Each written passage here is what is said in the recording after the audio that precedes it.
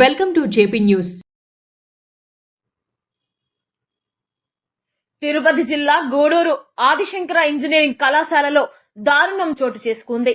MTech 2వ సంవత్సరం చదువుతున్న మలుబోలు గ్రామంకు చెందిన జశ్వంత్ సాయి అనే విద్యార్థి అనుమానాస్పద మృతి చెందారు. మృతి పట్ల పలు అనుమానాలు వ్యక్తపరుస్తున్నారు. నిజ నిజాలు పోలీసులు దర్యాప్తులో తెలియాల్సి ఉంది.